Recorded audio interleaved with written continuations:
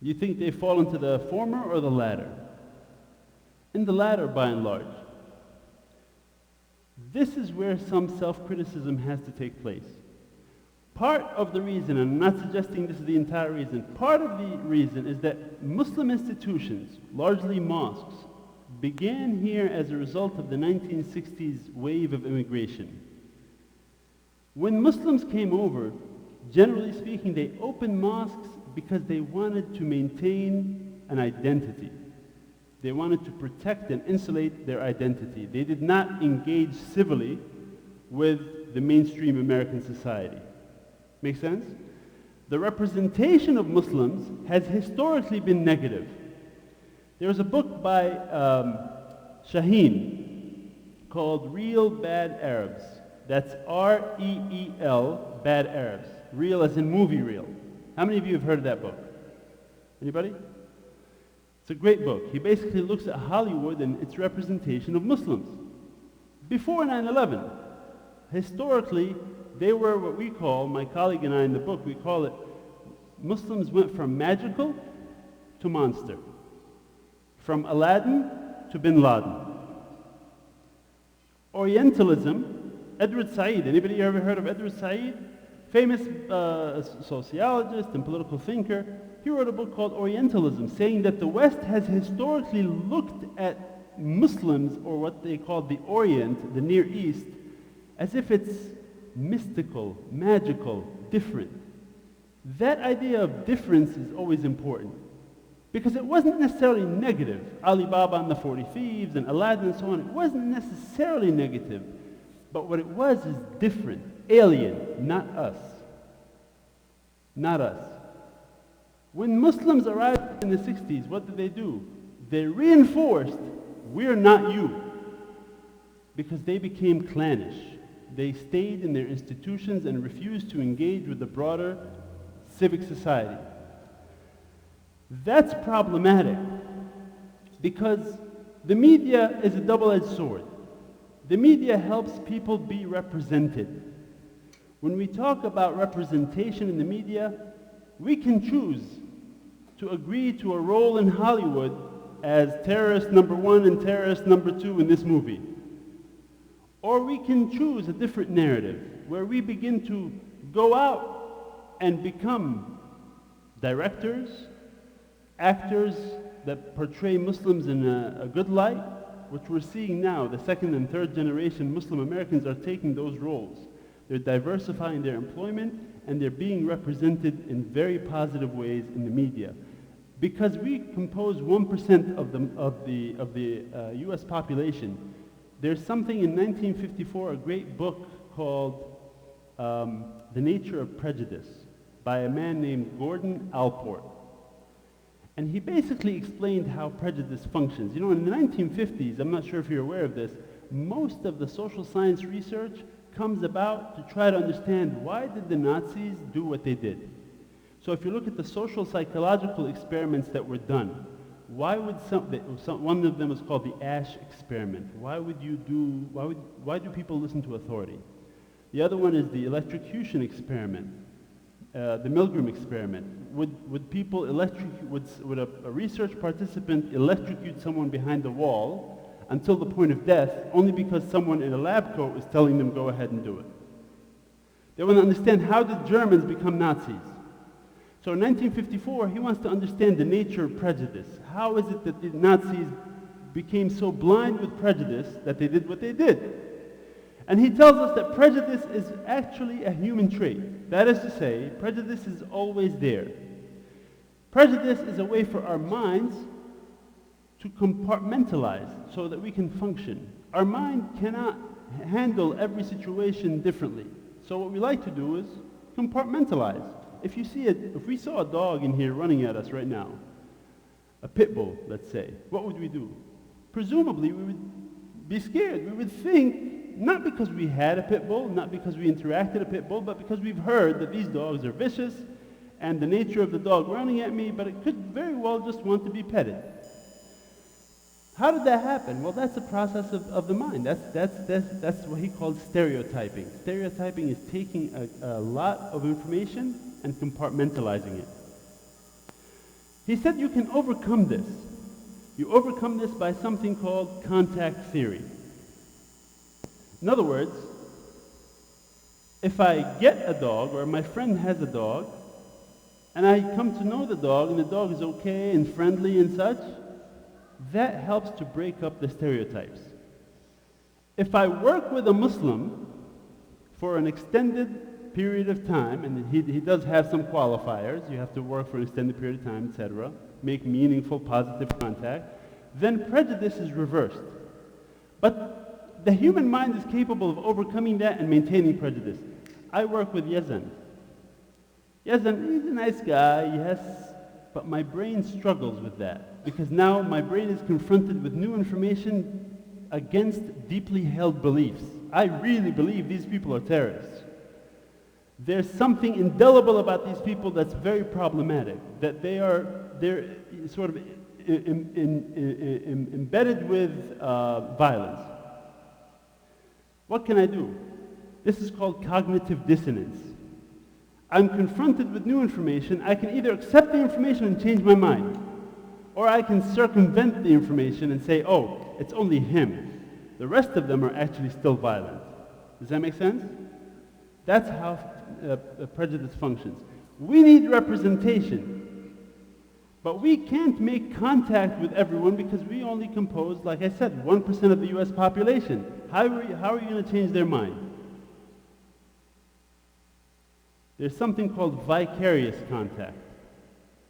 I can't contact every American and set a good example, but I can be represented as such in the media. The media is a fantastic medium by which people make contact with the other. People's minds are changed and altered through the media. Let me give you an example. There was a man by the name of Jeremy Bentham. He was a philosopher in the UK. And he wanted to understand about punishment. How can we deter people from engaging in crime? So he used to like to go to the theater. And he would watch the opera at the time. And when he watched the opera, the equivalent of today's movies, what he noticed is this, that when you're sitting there and watching the actors, you are moved by the cinematography. You're moved. Something about you deep down inside changes. They have the capacity to change a deeply held belief by their acting. So he said, I wonder if we can get people to stop committing crime by using actors. So he brought in actors and he brought them into a prison in the UK. And he said to them, your job is to scream and yell and pretend as though you're being tortured. And we will bring visitors around the prison. They will never see you, but they will hear you. The idea is that those actors had the capacity to make us believe that going to prison is so bad because the experience is so terrible. Now let me ask you a question. Anybody here ever watch a movie or know much about movies and prisons and such? May I ask you a question? Let's go with the young folks. What happens if, younger, I apologize. What would happen if, when a man goes to jail, to prison? Well, what's the biggest fear that's going to happen? You're smiling. You think you... Yeah, go ahead and say it. Drops the soap. Drops the soap. In other words, they might get raped. The likelihood of rape is less than 5% in American prisons. Likelihood of being raped in a prison in the US is less than 5%. Where did you get that from? TV shows. It has a significant impact on our beliefs. And here's the problem. Muslim communities have become clannish. Does anyone know what clannish means? What's clannish? Group identity. Clannishness is both healthy for maintaining identity, but it's also problematic when you're dealing with social changes like we're facing as an immigrant group. You see, the books of fiqh in Islamic jurisprudence have always been written when Muslims were in the majority.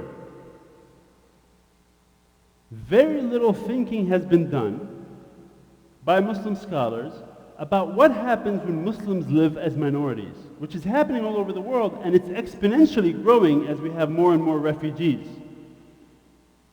You know, I will say I'm from Syria originally, and I have a different outlook on these things. You know, my uncle, who passed away recently, may Allah have mercy on him, he was a refugee, came here after the events in Syria, and he would lament the situation of these people that are fleeing Syria. I looked at it differently. Allah subhanahu wa ta'ala had to take Musa alayhi salam from his mother's womb and put him in the house of Pharaoh. There was lessons to be learned by living with Pharaoh. When we look at the Muslim situation, when we look at Muslims overseas, it's easy to be Muslim where the tide is all Muslim. And if you look at their Muslimness, it's a question mark. It's more about identity. It's more about culture. So the question becomes, if Allah subhanahu wa ta'ala wants us to say, Islam has a solution for all the problems, shouldn't you be exposed to these problems in order to provide solutions? But if you're living comfortably in your region and practicing what is culturally accepted, then it begs the question that it's time for you to leave. And you may leave under the most horrendous circumstances. Now, when we come here, do we assimilate entirely or do we integrate? The test is amongst us. I mean, we're being tested.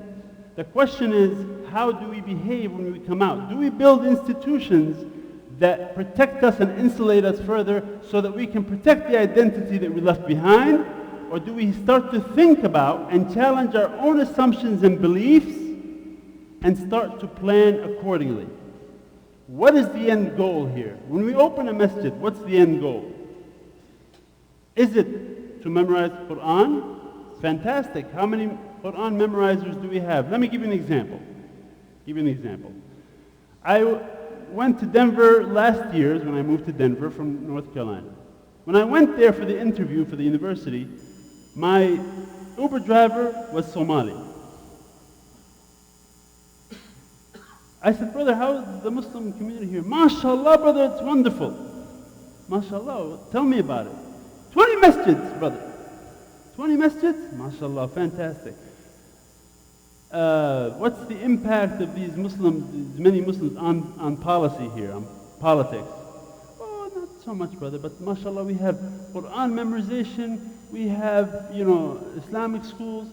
Fantastic, MashaAllah. He said, my kids, all over there, I sent them home. Why, brother? Because here in Colorado, brother, they want us to be gay. I said, so your kids, mashallah, they all memorize the Quran? He said, yes. Fantastic. A few minutes into the conversation, he forgot what he told me. Brother, so much fighting back home, everybody killing everybody. He just told me 5 minutes ago how many Muslims in Somalia have the Quran memorized.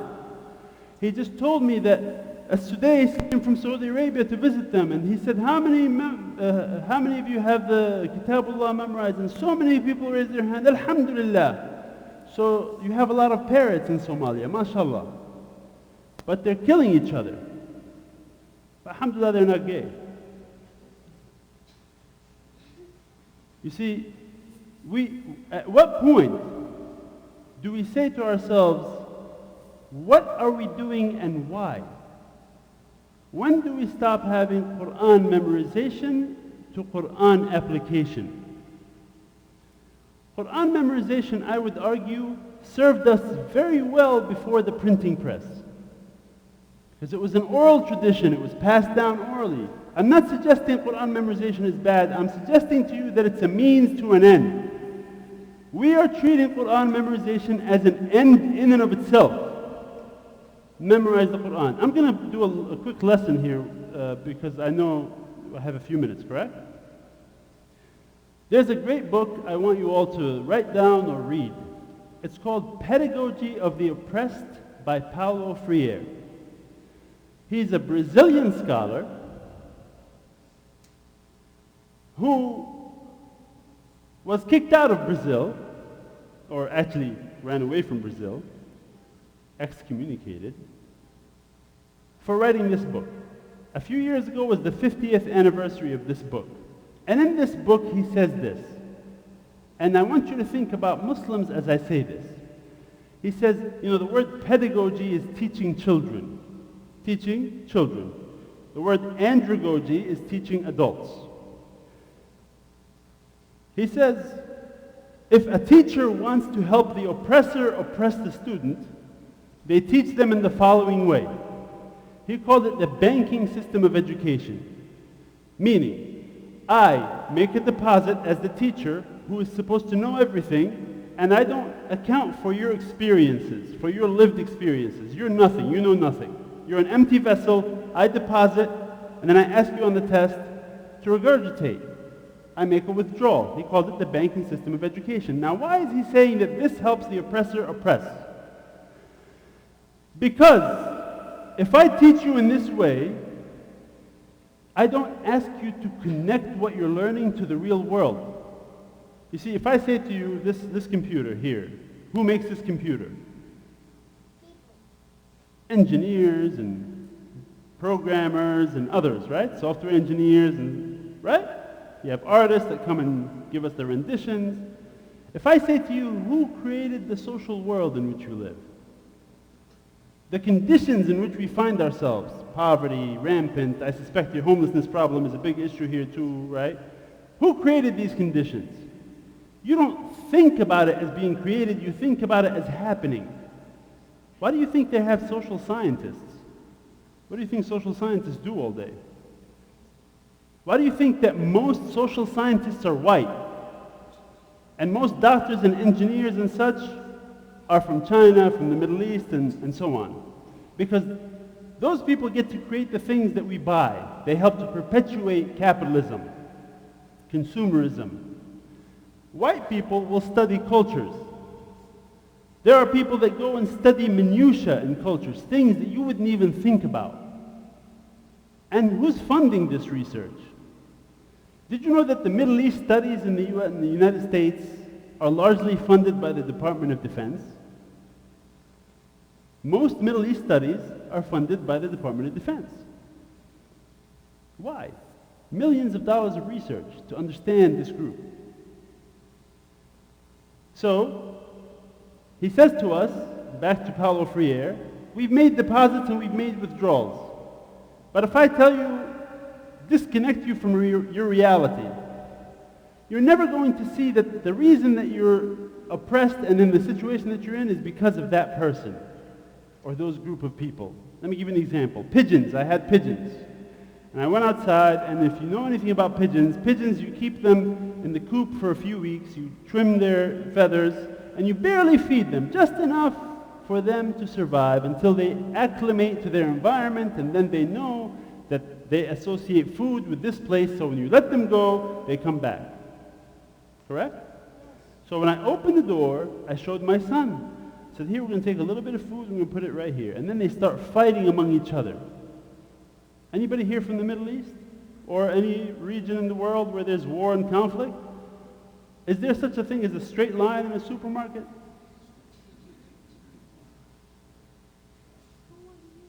But why are they doing that? Why are they fighting among each other? They could have easily turned their attention to me. I was the oppressor. I was the reason for their oppression.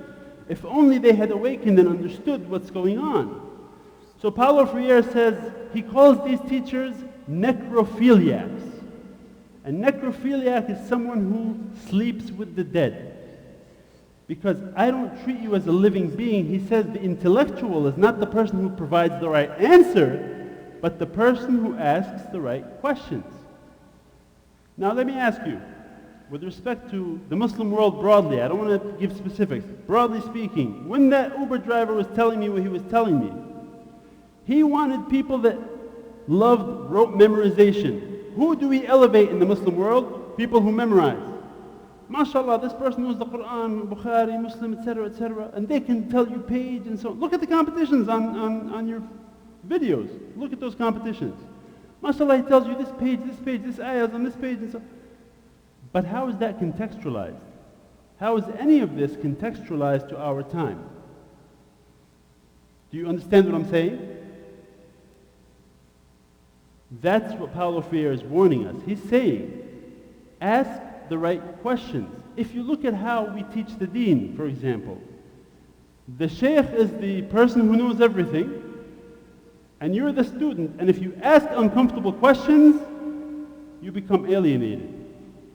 And in the 90s, I remember, we used to make fun of Christians saying, look, the kid comes to the priest or the pastor and says, you know what, the Trinity doesn't make sense, just believe. How many of you have heard this before? Same thing. We are not exceptional. We are beholden to social forces that we should begin to understand where we are, what is the context, and how do we apply our deen in the current context. As I suggested to you before, we have a problem, a deficit of thought, of critical thought, critical engagement. When one of us asks a critical question, they are typically excommunicated from their group. I'm going to close with this because I have 4 minutes. The sociologist Max Weber said, religion is the worship of your group. Religion is the worship of your group. What did he mean by that? He meant that as long as you are practicing the cultural practices and norms of your group, that group accepts you. When you question, what do? They alienate you. I'm currently doing a study on suicide in the Muslim community. One sister was thinking about suicide, younger sister, born in the US, second generation, was thinking about suicide. Her peers among that second generation were concerned for her, and rightly so. The aunties in the community heard about it.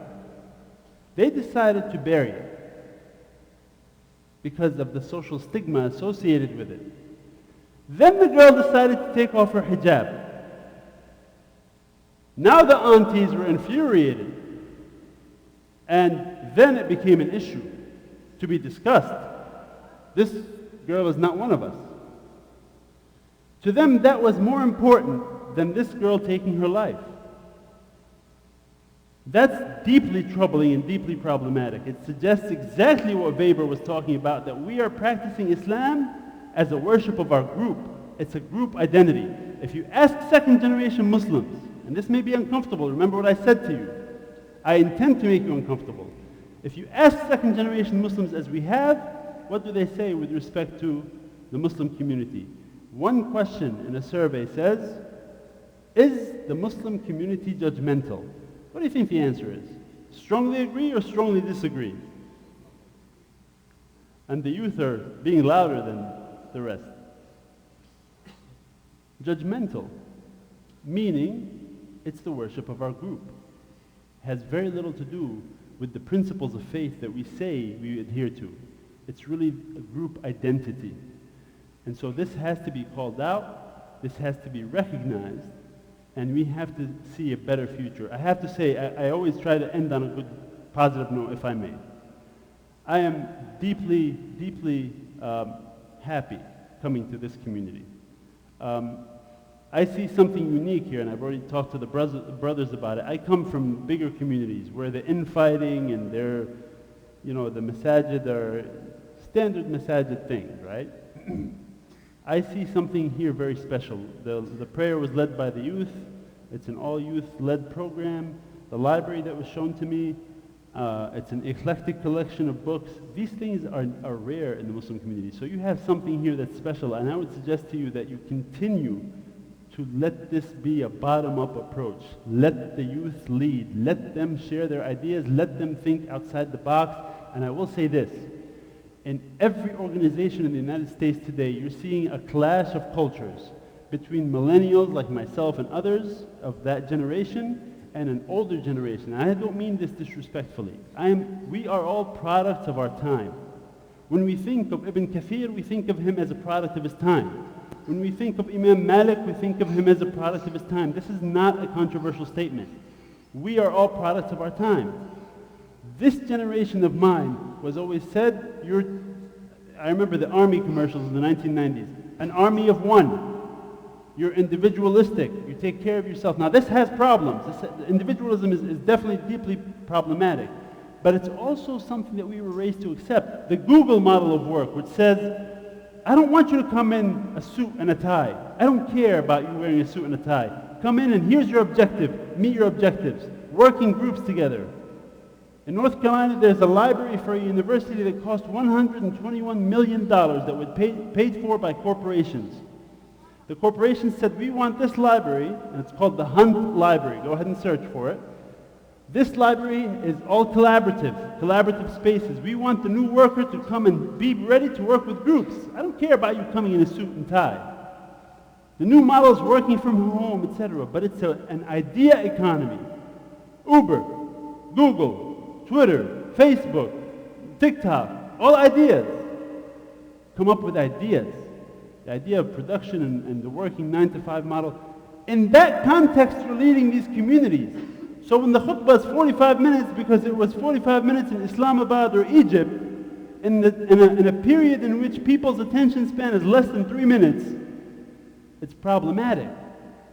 We have to evolve in a way that is conducive to the objectives that we're trying to reach. Not necessarily replicating what we learned, that must be the right way. No, it's not. And I promise, I said I'll end, and I'm sorry, sister, I have to give this anecdote. There's one masjid in Denver, the khutbah is in a language which shall remain nameless. But maybe 5 out of the 70,000 people there speak that language. They give you a Google sheet translated when you come into the masjid for those that don't speak that language, and the vast majority don't speak that language. I approached the imam, I said, what's going on? He said, well, if you were from our country and you were almost exterminated, you want to preserve the language. But I said, the vast majority of your people don't understand it, but we want to preserve language, which gives credence to what Weber said. It's maintaining identity over theology, over an understanding. It's maintaining identity. That's deeply problematic. That suggests that they don't understand where they are, where they're going, and what are the problems that they will soon face if they haven't